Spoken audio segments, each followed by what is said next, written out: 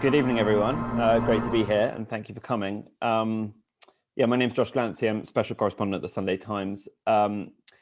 Before that job, I spent a few years in Washington, D.C. as our bureau chief there, and whenever issues to do with Russia came up, and they came up a lot, you would always hear Fiona Hill's name, both among Russia experts and Russia watchers. She's seen as something as sort of the gold standard in that area, but also because she was in the White House for 2 years as senior director of the Russia and Europe on the National Security Council. So she was really kind of the point person for a lot of Russia policy coming out of the White House, though not all.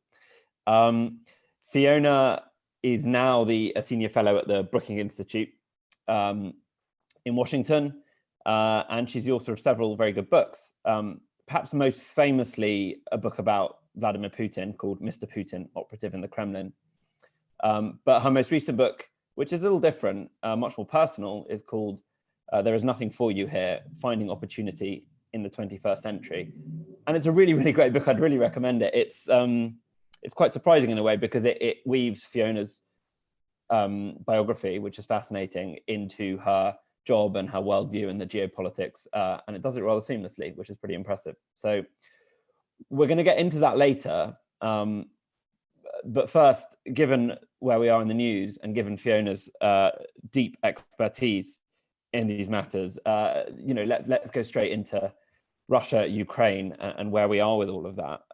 Fiona, we heard from President Biden yesterday what may have been a slip or not, it's not clear, talking about Russia menacing Ukraine and the troops it has on the Ukrainian border. And he said, it's one thing if it's a minor incursion, which got a few people hot under the collar. What did you make of that? And what do you make of the Biden administration's general posture towards this issue and towards Russia and Ukraine? Well, thanks so much, Josh. I'm really pleased to be with you and with everybody else on Intelligence Squared today. And thanks to Connor and all the team for having me here. And, if we look at what Biden said yesterday, I think he was just expressing out loud, perhaps it might be better if presidents, didn't always strive for such transparency and said these kind of things quietly behind closed doors. What everyone is grappling with the moment. It's, what exactly is President Putin planning on doing? Is he going to go big in terms of a full-scale invasion of Ukraine, which would frankly be one of the most devastating challenges to the international system since World War II? I mean, it'd be a massive overturning of many of the premises of the United Nations system, for example, by yet another invasion or incursion, depending on the term you want to use here, of Ukraine, and seizing territory or trying to topple the government in Kiev, for example. This would be even on a bigger scale from what we saw Iraq do in 1990 when it moved against Kuwait, basically saying that Kuwait wasn't a real country and Kuwait's oil fields and everything were up for grabs by Iraq. You might remember, of course, we all remember then about what a big impact, that had on world affairs. It would be a massive precedent setter for issues globally, not just in Europe or in the former Soviet space. And then, he might not do that at all. And that's, kind of, I guess, what Biden was trying to grapple with, and acknowledging the fact that reactions by the United States and the West writ large and the world would be different. If Putin does more of what he's already done, which is sparking off a war in Donbass, trying to sort of consolidate some of the positions there. We did see the Russians making a push outside of Donbass to try to stir up civil conflict, communal violence, and potentially an uprising in support of Russia and kind of against the government in Ukraine. In 2014, after the annexation of Crimea and the sparking off of the conflict in Donbass, there was all kinds of activities going on elsewhere. They pulled back from it because of sanctions and pushback from Europe and the United States. We saw, of course, the downing of MH17, the Malaysian Airlines flight over Donbass. We've had lots of things going on there. And I guess what Biden was trying to do is saying here, perhaps somewhat ineptly, that we have a whole range of possibilities, and obviously our reactions are likely to be different. I mean, he's acknowledging the fact that European allies are not likely to be quite as forceful in their response if it isn't a major invasion. And of course, this was very ineptly put, and with all kinds of responses from Kiev and from others, again, these kinds of things were better discussed behind closed doors. But it just is underscoring about what a dilemma we're in. And another point that I just want to say here, first of all, is that all of this is playing into Russia's hands, the reaction to this too, because Vladimir Putin and those in the Kremlin like nothing more than when we're at loggerheads with each other. When we're arguing about their hypothetical steps, they've already achieved what they want to have by all of this maneuvering and machinations. They've got us all guessing and fighting with each other about what is likely to happen. So you're not quite as alarmed as some people were on my Twitter feed last night, but is it then fair to say that you think the Biden administration's approach is broadly been the right one? I mean, I'm sure there are aspects of it you might refine, but do you think they're broadly taking, which is tough, but not extremely tough, I would say? What do you think? Yeah, just 1 second. I'm having a little bit of an issue here that I need to respond to. Sorry, my video thing has gone a bit bizarre here, so I do apologize. It's just on my end, I think, rather than on yours. You can see me okay, right? We can see you fine. Yeah, I've just kind of lost some of the image on for you here. I think that actually they're doing the best that they can here.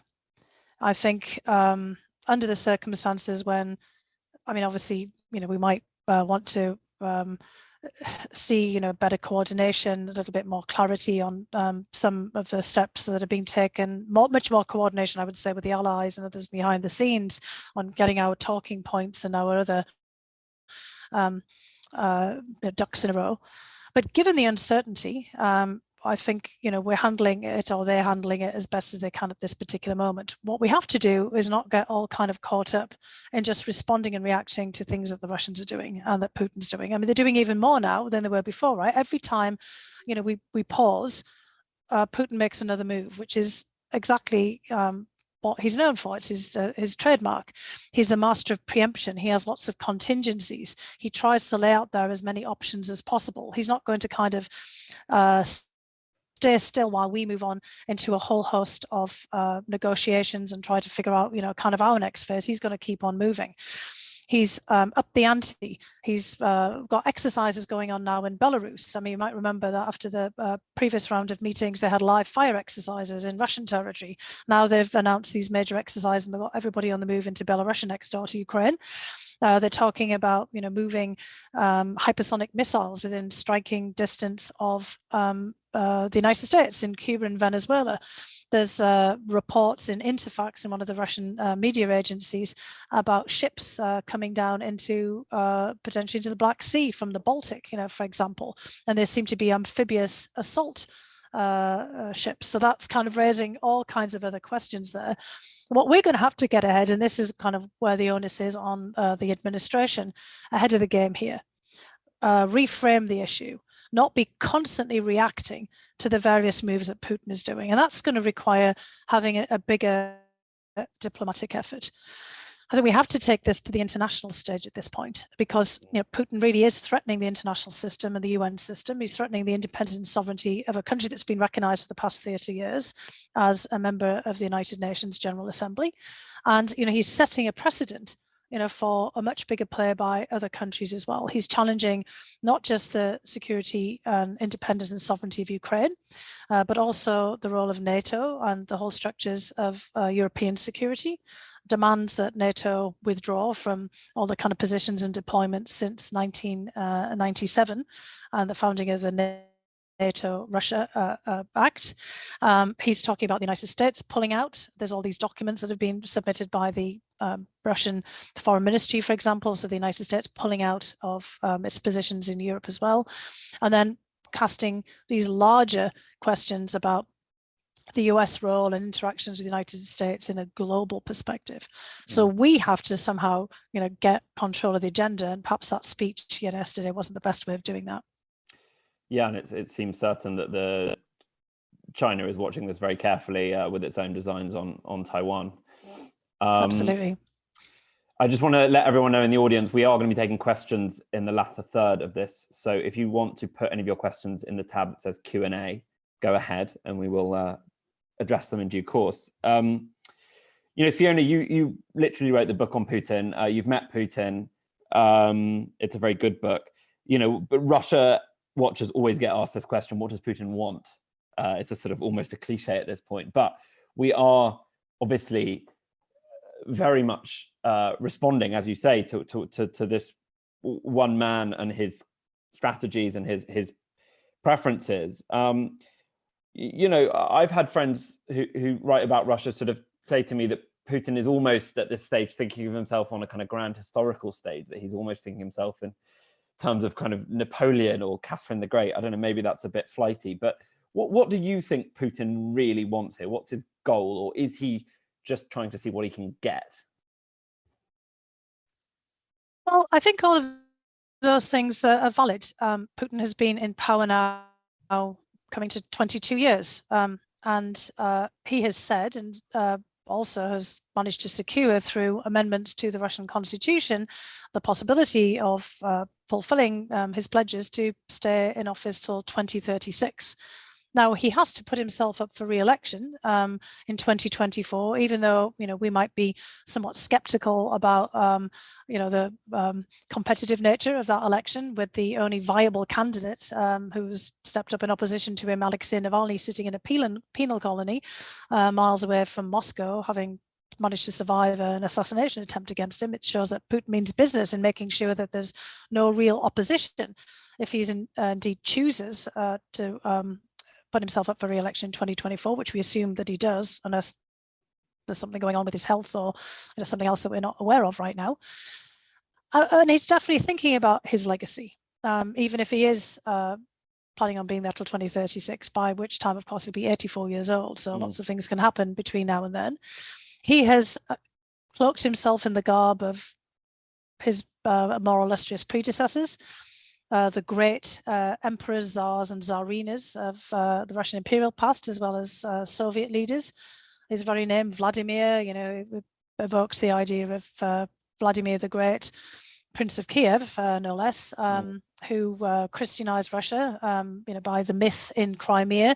Putin, has kind of basically taken on and assumed all of those kind of ideas and sort of titles for himself. He clearly sees himself as a kind of a Russian monarch, a kind of a constitutional monarch, but a few checks and balances, in the kind of the form of the presidency.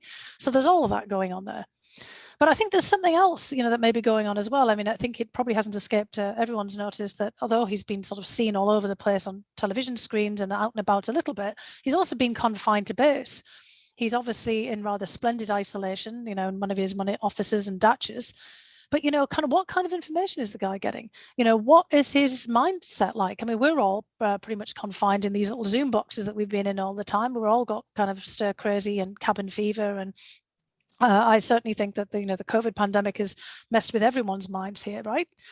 So what kind of information is Vladimir Putin getting? Is he, perhaps miscalculating in terms of what he thinks he can get here?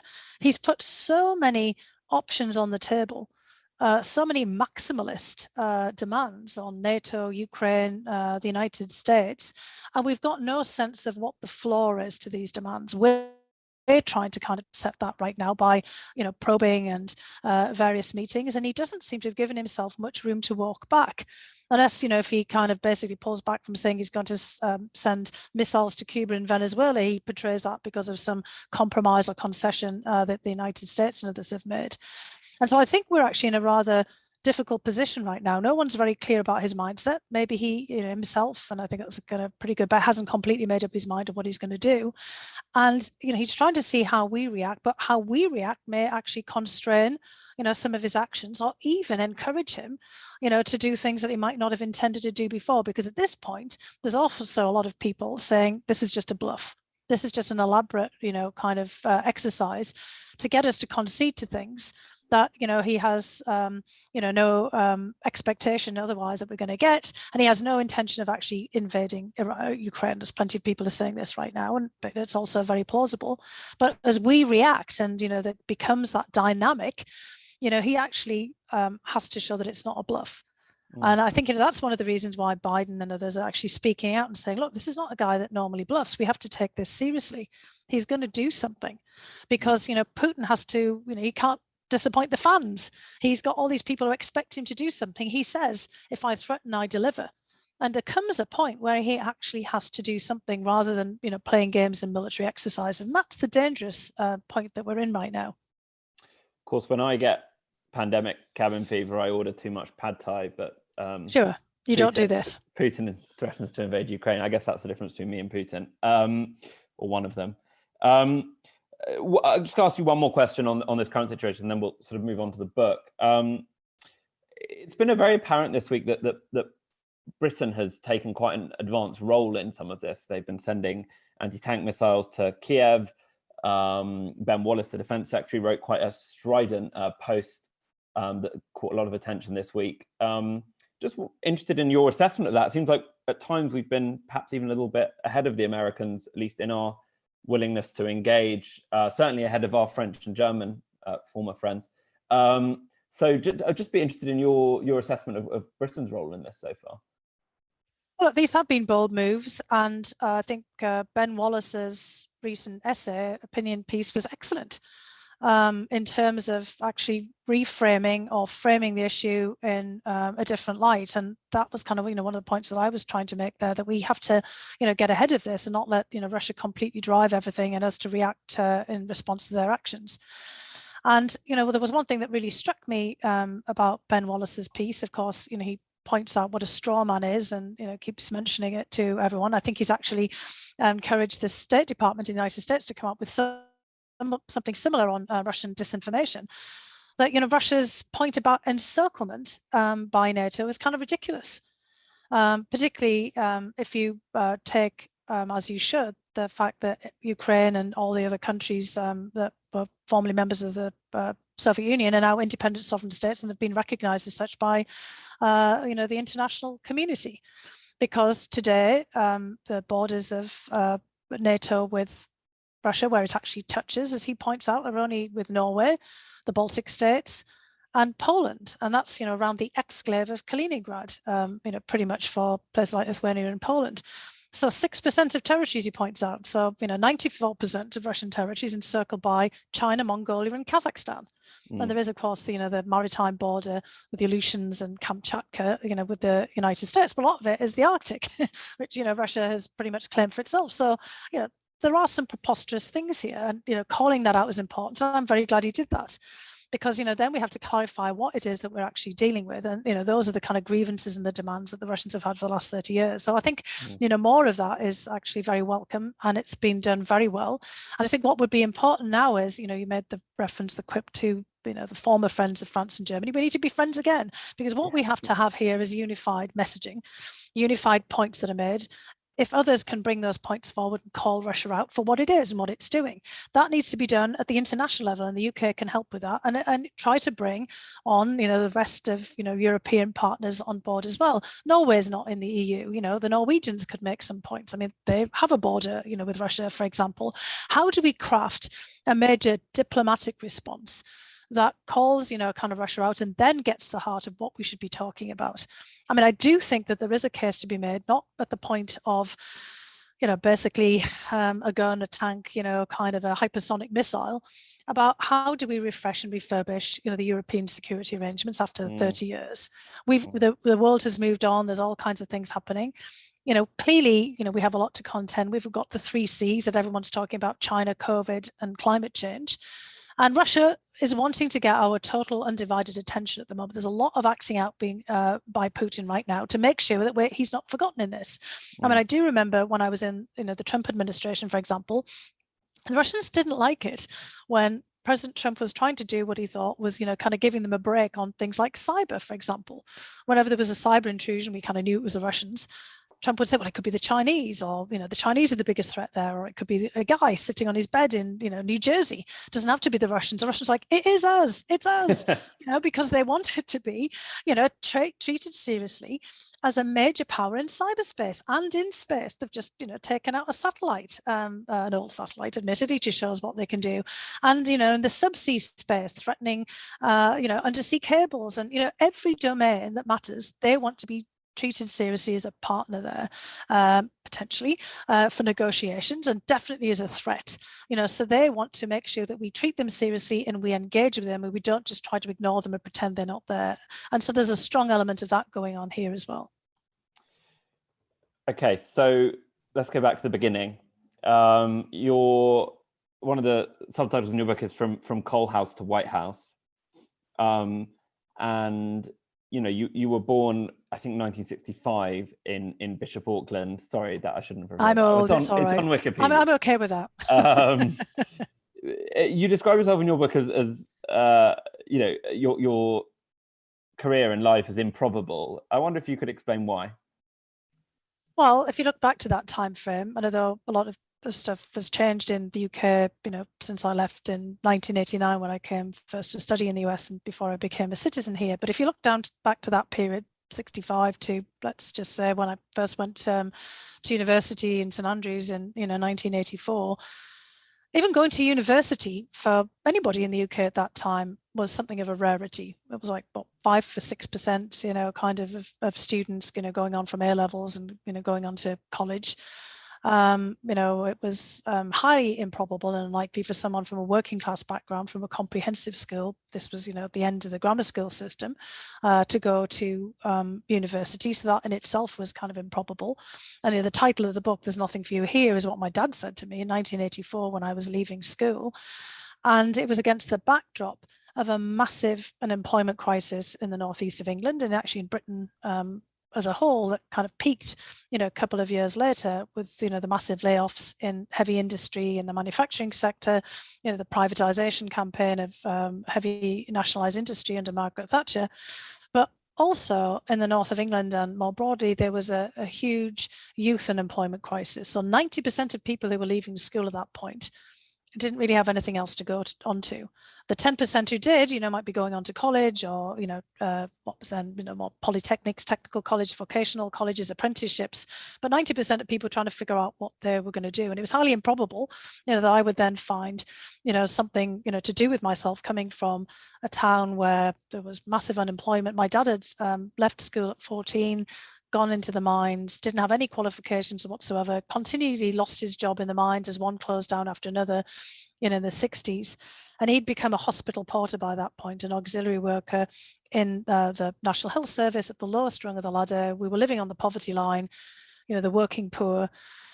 My mom had been a nurse, was still a nurse, and had gone, from school at 16 to train to be a nurse. And the prospects that faced me back then in Bishop Auckland were pretty limited. So my dad was saying, look, if you've got this chance to go to university, it was going to be paid for my Durham County Council, my local education authority, because of my economic background. You're going to have to look somewhere else for opportunities. It's not going to be here. There's not going to be a job for you back here. And so, you've got to move on. Now, where I was going to move on to, I thought at the time, having decided to study Russian, then I might become an interpreter. I might be sitting around, with headphones on like this, perhaps a GCHQ interpreting, fighter pilots, kind of going off onto, skirmishes across the North Sea and into the Baltic. Or, I thought even better, that maybe I might become an interpreter, maybe at the United Nations or for, the British for arms control negotiations. That was the moment. It was the war scare of, the 1980s. I never expected in a million years that I would end up, advising US presidents in the White House. I mean, it didn't even occur to me at that point that I might end up in the United States.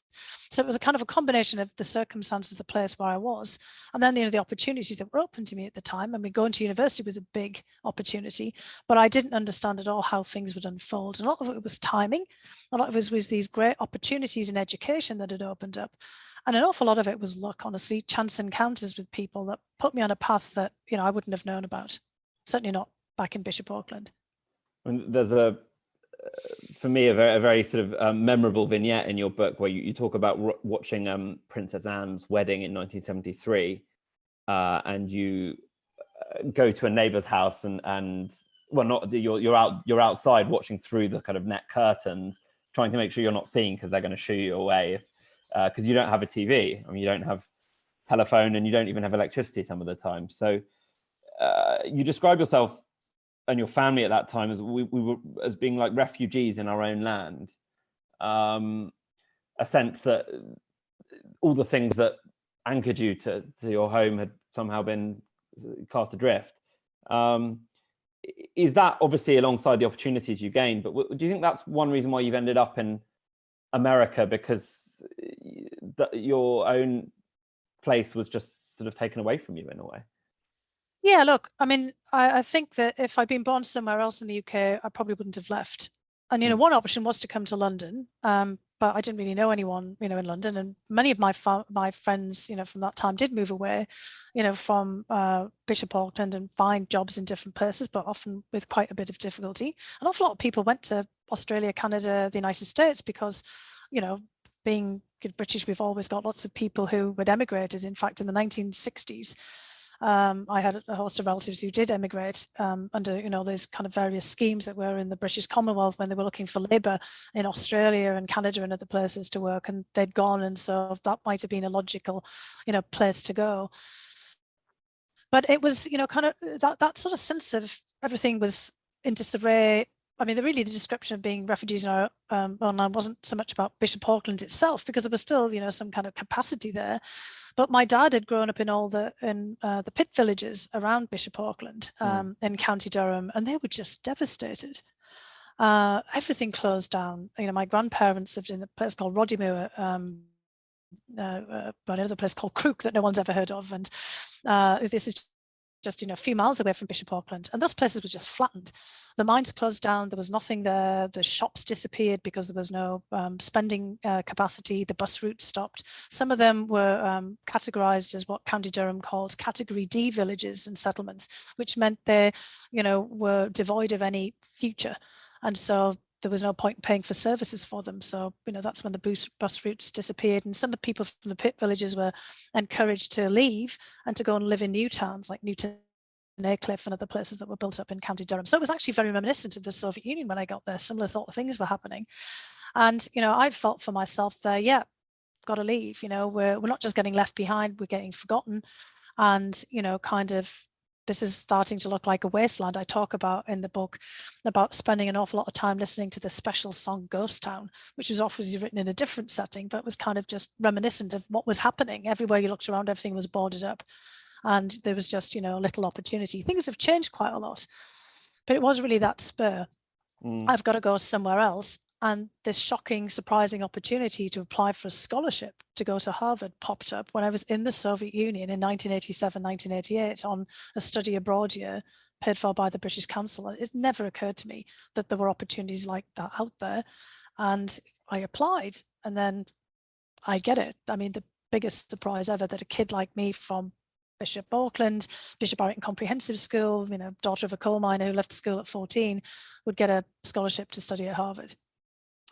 So you made your way first to St Andrews, then to Moscow, then to Harvard, and since then you know, you've had a very illustrious career in Washington, but you've seen America change in that time, and you say this. There's this one line in the book that really has haunted me, no pun intended, which is that you describe Russia as the ghost of America's future, and I think your point there is that the kind of descent into corruption, into sort of authoritarianism, thuggishness, the kind of fraying of democracy is something we've seen in Russia since the fall of the Soviet Union. But you sense some of those same things afoot in America, and maybe to a lesser extent in Britain too. But I wonder if you could kind of talk about that a bit more. Why do you think that America and maybe Britain too is sliding towards a more Russian way of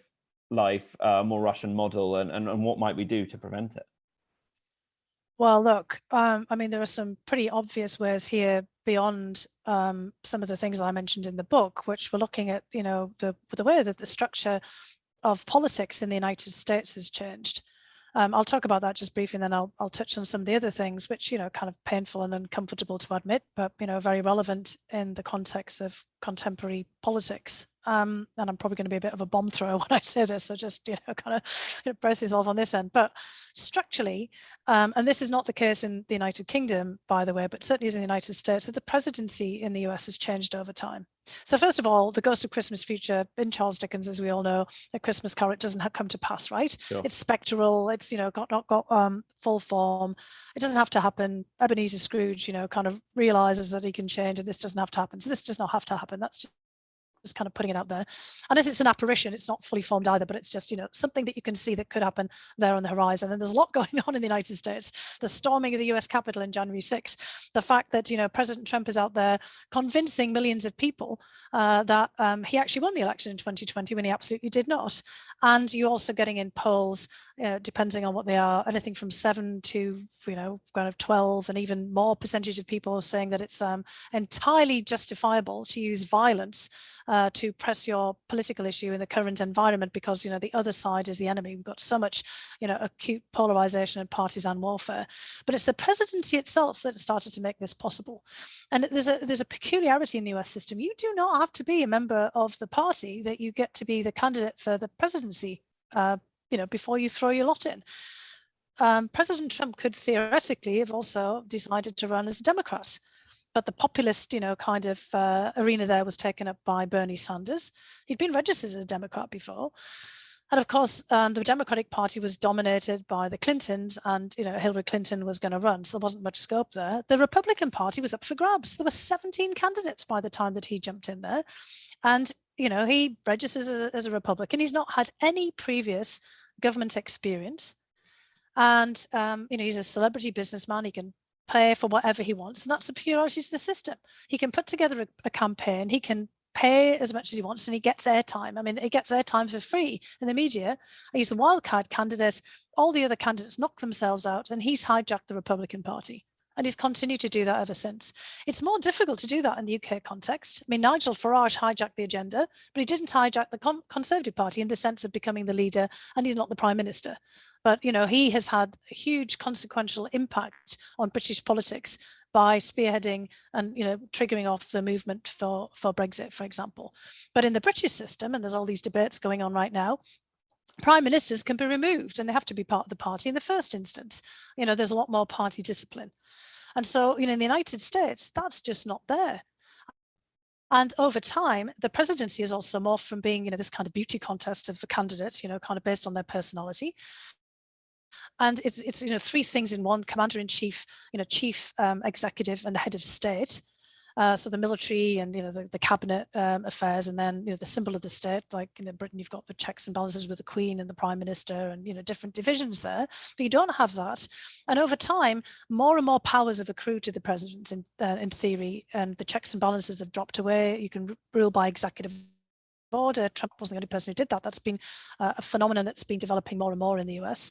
And so what I was going to basically saying in the book, and I go into more detail in this, you're kind of trending in this way of a presidency that starts to look more like a Russian presidency. Vladimir Putin isn't, you know, a member of the party. Of any party. There is a ruling party. The Russian Duma has become a rubber stamp. Trump's trying to do that with the, you know, Congressional Republican Party. And if the House flips in 2022 and he's got more of his loyalists in place, it's a rubber stamp for, you know, activities and maybe in support of him, you know, coming back into power in 2024. You know, he's pulling away, or has been trying to pull away the court system, affect, you know, kind of electoral outcomes, all the kinds of things that you've seen, you know, things happening, even though he's not in power, but, you know, Putin doing in Russia. And Trump was constantly calling for a redo of his presidency. He was, you know, denied the full fruits of his presidency the first time because of the Russian investigations. He wanted a redo and a potentially getting rid of term limits. He just throw all of that out there. You know, so there's a lot happening there that is a big challenge. As I said, in the UK system, there's more checks and balances, but, you know, you can chip away at those. But another area where we've become much more like Russia, and this is where I'm going to kind of throw a bomb out there, and here's looking at you, a whole bunch of, you know, UK former prime ministers and, you know, business people and, you know, others, you know, key officials who decide to go and work for Russian oligarchs. We have so much corruption in our system now. We have, you know, people in the United States as well, you know, who go and work for adversarial corporations, be it with Russia and China, you know, countries that we've got major political problems with. You know, we've had our former vice presidential candidate and Senator Lieberman, you know, working for, you know, big Chinese telecommunications company. You have George Osborne, So I hear, working for Oleg Deripaska and, others, taking kind of funding, from Russian oligarchs. We allow into, our legal and other systems, Russian oligarchs who want to press nuisance cases against everything from, journalists to others who, seem to malign them. We, basically campaign contributions, shell companies. It's just the Panama Papers and then the Pandora Papers have revealed all kinds of ways in which money and finance can slosh around in our systems and influence us. And whenever there is a major political problem, that's the levers that the Russians and others pull. So just as, one example, after the poisoning of Alexander Litvinenko in London by polonium, which was the first use of a dirty bomb, essentially in a human form around the capital, putting polonium and trace elements all over the place. When the British government tried to push back and others tried to push back, there was still everyone flocking to the St. Petersburg economic conference, business people still signing major deals. And Putin literally said, okay, this is all political. Nobody really cares because your business guys are still making, billion-dollar deals with us. And so every time Putin and the others, they reckon that, we are so influenceable that all they have to do is, dangle billions of dollars around, kind of pull the levers with all the people who work for them. They're not work with them, work for them, and that we will pull back from things that we're trying to do. So we need to clean up our own act. And I think, we've had plenty of discussions about this. You've had discussions with this. I mean, you had Catherine Belton talking about Putin's people, on Intelligence Squared as well. And I mean, you've done plenty of investigations into this yourself, Josh. I mean, we need to, realize how that can all be leveraged. We've been making the point to the Germans forever. That's not just Nord Stream 2. Remember, there was also Nord Stream 1. This is the second time that they've, done this recently. And then there's all the Soviet era pipelines for gas and oil. Yes, the Russians have fulfilled their contracts, but they've also put all kinds of people on their boards, forged all kinds of joint ventures to guarantee that they can use this as political leverage and influence. Well, that's Sorry, that was a bit of a... No, you clearly I personalized it as well. Views. And, I'm sorry, I'm just going to call it as it is, because we've all got these dilemmas. Think tanks, in the US, we've all got these problems there. How do we fund ourselves? How do we do business? But we have to accept that there's this interdependence, and that's leverage. So I just want to remind everyone, we're going to move to questions very shortly. So if you have any more questions, whether they're about the situation in Ukraine, the kind of broader Putinization of the West, or Fiona's own fascinating biography, put them in the Q&A and we'll get to them ASAP. My last question for you, Fiona, is just on the Trump years. I remember sitting in a very chilly room somewhere in Congress watching you give your testimony. Made you quite famous, for at least at the time. How do you reflect on that now? And we're going to move to questions. So it's obviously this is obviously quite a long, important period of your life. But how do you reflect on your time in the Trump administration now, on your decision to join the Trump administration, on the work you did there, and what happened to you when that impeachment trial took place? Because you became both famous but also a target for many trolls. I know that's a lot of things happened to you. So if you could take us through that as quickly as possible. Yeah, and I do remain a target. I'm sure I'll be more of a target now after some of the things I've said, and kind of there, as well. But this is what comes with the territory. You've just got to step up there and take a deep breath and forge on, because this is kind of what's happening in the world, and someone's got to call it out. Just like Ben Wallace, called it out in that recent article, and we continue to do that.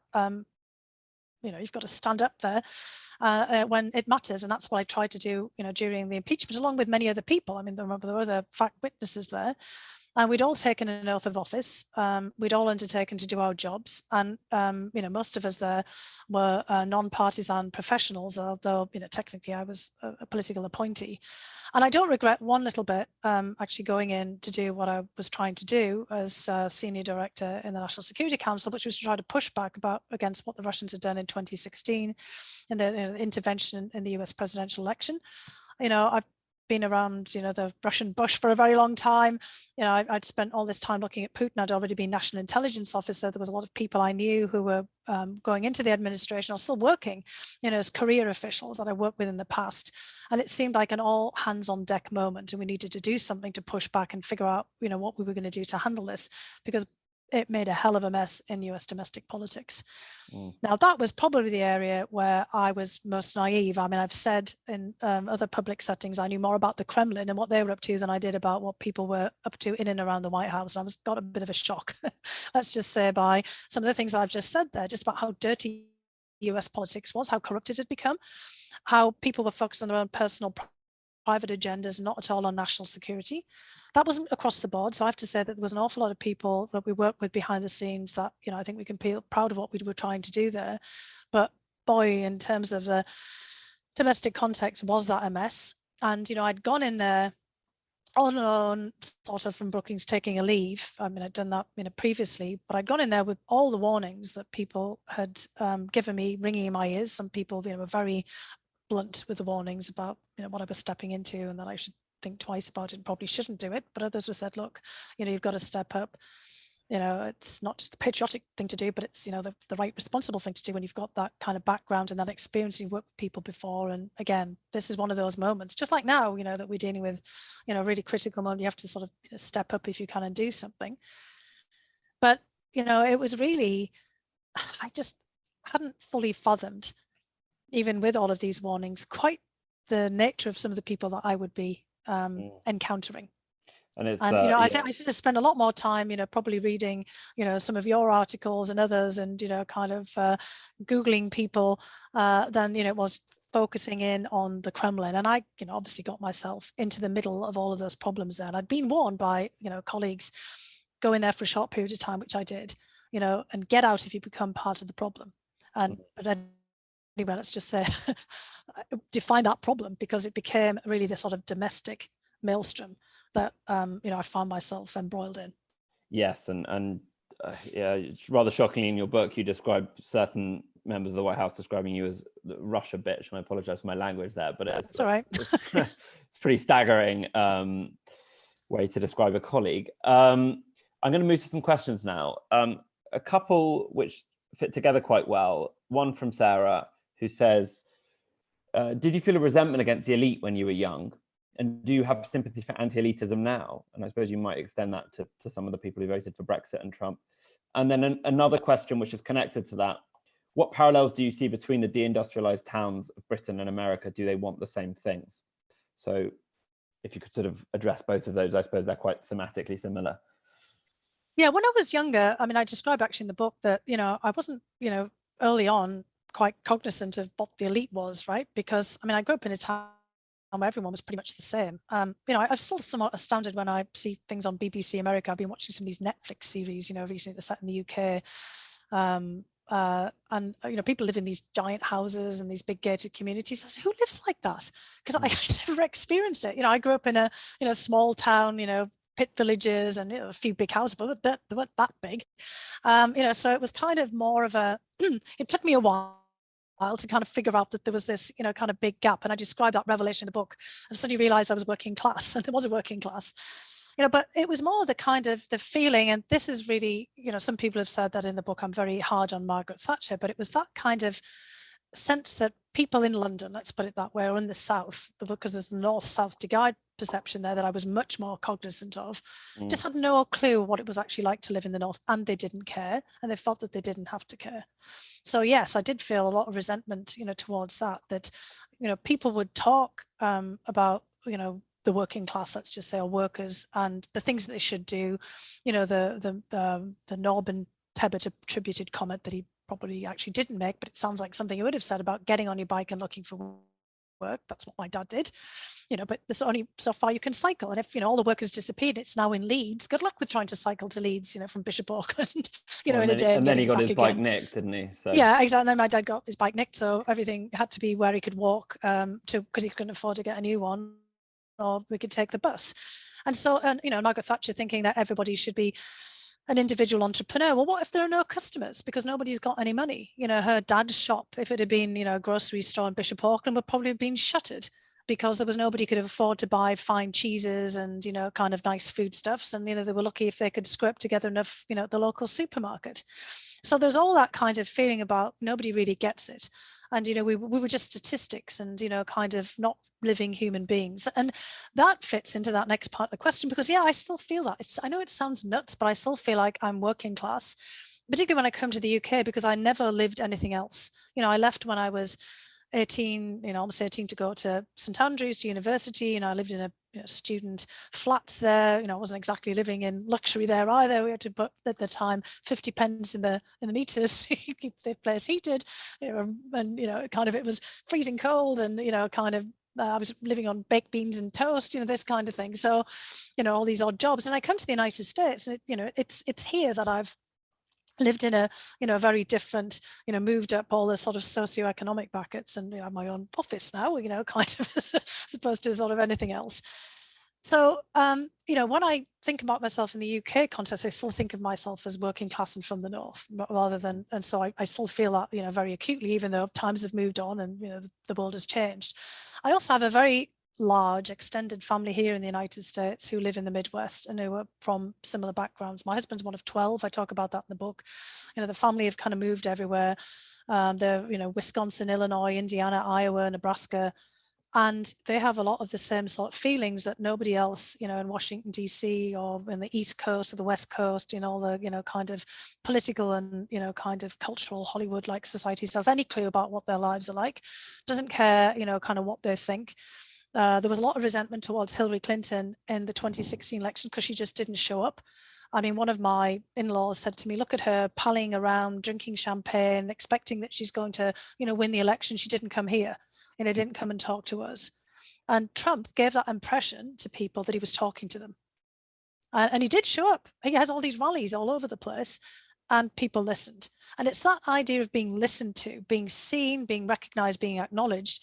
And people, you know, even if it's being manipulated, honestly, as, you know, kind of one would point out, but that feeling that somebody knows that you're there, that really matters. And I think that has really kind of fed into our politics. It's not just the socioeconomic grievances, but this kind of idea that people talk about you and above your head and don't even notice that you're actually there as living human beings.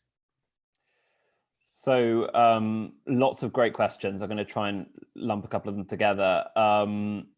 Lots of people very interested, obviously, in the current situation. So John Newham says, while Russia has military superiority over Ukraine, the latter could offer protracted resistance in the event of an invasion.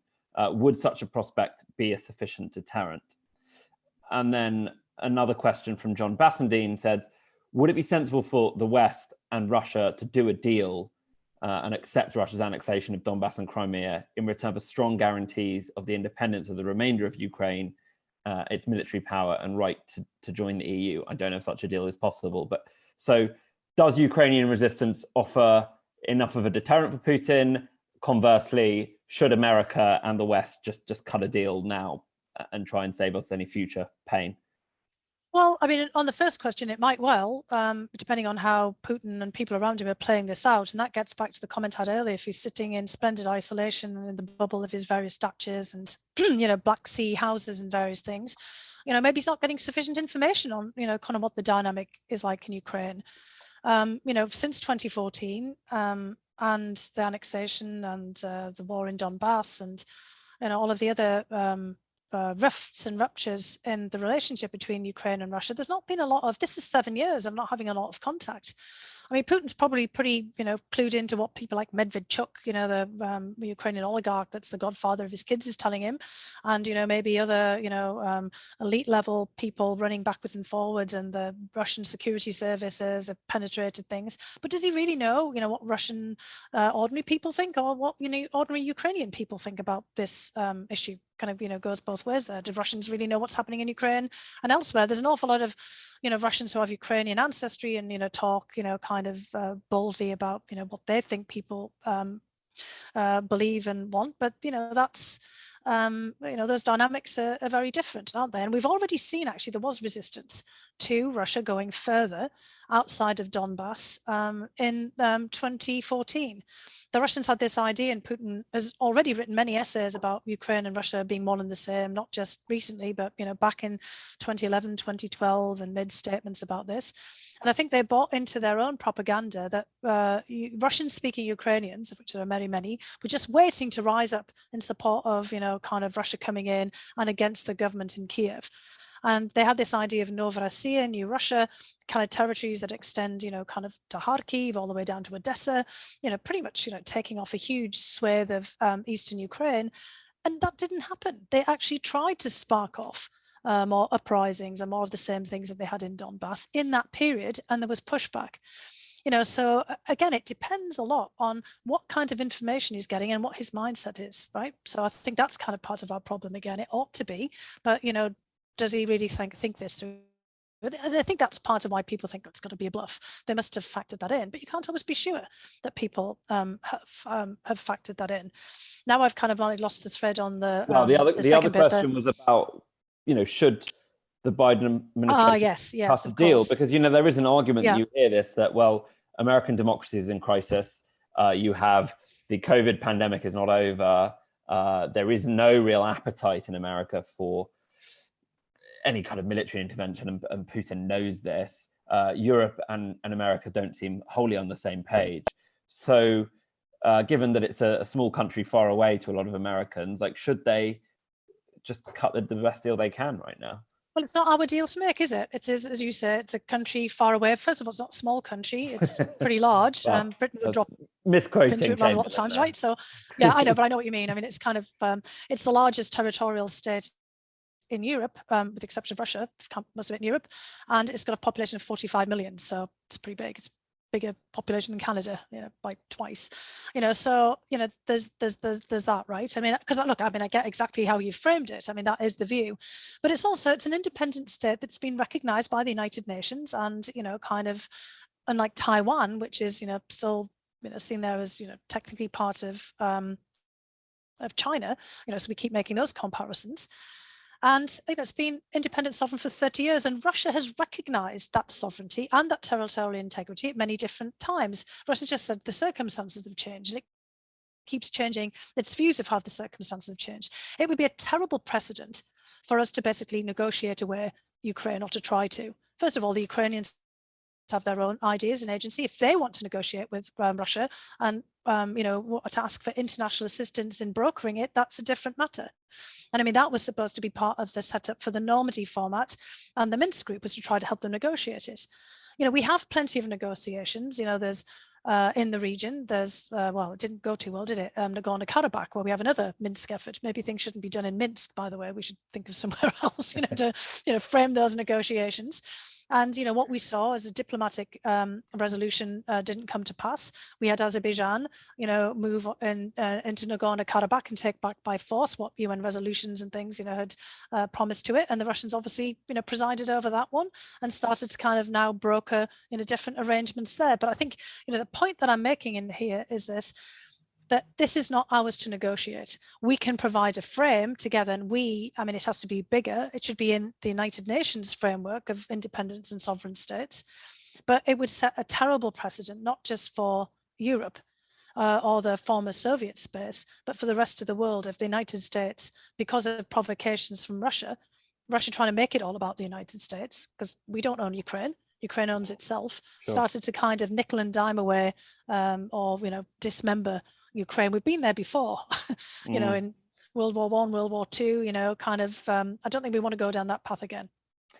So there's some really interesting questions here. I mean, one is, I guess, how far could Putin go? So Glenn Pesey says, if Russia makes progress into Ukraine without significant cost, where do you think Putin would expand to next? Glenn Pesey says, how ambitious do you think Putin is with regard to expansion into Europe? Obviously, the Baltic states being are watching all this incredibly carefully. What do you think is the upper limit of Putin's ambition? Well, I think the upper limit of Putin's ambitions, and then the methods and the way in which he might do it, are very different here. And again, I think obviously the question is suggesting they might go into militarily, try to take Kiev, topple the government, etc. And look, they've already went into Georgia. They stopped short at Tbilisi, but Mikhail Saakashvili is no longer the president of Georgia. He's back in Georgia, having been, all kinds of things in Ukraine actually, and now he's sitting in jail in Georgia. Unbelievably useful outcome for Putin. It just took a while, after the Georgian invasion in 2008.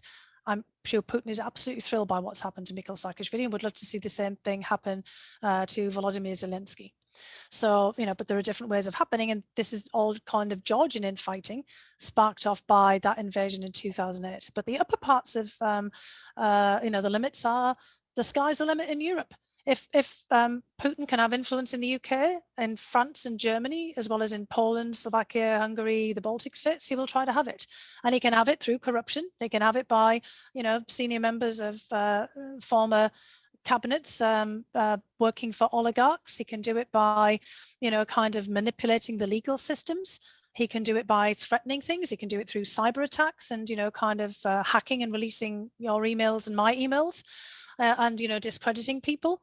There are all kinds of ways in which you can have influence, and the whole point is there making sure that everyone takes Russia into account. And if he can sway foreign security and defense policy calculations, he will. So it's not just a question of exerting Russian dominance in the former Soviet space, which I think he's done pretty effectively now, with the exception of Ukraine. Think about the CSTO being called into Kazakhstan, for example, the Collective Security Treaty Organization that Russia presides over. What's happened in Belarus, what's happened in, as I said before, Nagorno-Karabakh and Armenia and Azerbaijan. Pretty much Russia's got the position that it wants to there. And it's got, the Baltic states, Poland in particular, terrified, which is great. So maybe they'll, bear Russia in mind in the future. As Putin would say, what's the matter if people fear us? As long as they respect what we're going to do here. And, there are different ways of applying influence. And I think that's what we have to bear in mind. So we have to decide what we want here. What kind of relationship do we want to have with Russia? Not just keep on reacting and trying to figure out, what Putin wants all the time. So last questions for you are on Germany, who are an interesting and player in all of this. Claude Green says, is the West position totally undermined by Germany's reliance on Russian gas? You've alluded to the Nord Stream pipelines earlier. And Eric Levine says, how should Germany deal with Russia? One might also ask, how should we deal with how Germany deals with Russia? But the position of Germany is fascinating, and we've got a couple more minutes, but I wonder if you could just kind of give us a few brief thoughts on that. Yeah, look, Germany is essential in all of this. And of course, it was Germany under Chancellor Merkel that was leading, the charge on trying to deal with the Ukraine crisis, because of course it was precipitated by Ukraine's application for an association agreement with the EU, not because of NATO at that particular juncture, but Russia saw that as a backdoor into NATO. And honestly, I think, Chancellor Merkel and others also bear some responsibility, for all this going back to 2008, to the decision to have the open door policy for Ukraine and Georgia that was not likely to be able to be fulfilled, because that was a compromise agreement that didn't have to actually happen. Germany was opposed, and Chancellor Merkel was personally opposed to having a membership action plan for Ukraine and Georgia. But they wanted to help the United States save face. They could have been firm and said, no, sorry, we want to stick to this here. We think that this is dangerous, it's counterproductive. We can't necessarily protect Ukraine and Georgia, and, not now. Rather than basically looking for a fail-safe formulation that tried to square the circle of US support at the time for Georgia and Ukraine's membership action plan, and what was really a majority of European and allies who didn't want to see that happen because of worries about all of the consequences. So, there's a lot of blame to be shared there back to 2008 about it could have been put off for a period. Now we're trying to put it off now, basically, how many years later, 14, odd years later. So there is a problem going back to that. And also, Germany wasn't really watching what was happening in that period leading up to the Euromaidan and the crisis in Ukraine in 2014, because it was in the midst of elections again and forming coalitions, and kind of was a bit sort of missing in action and comes in later.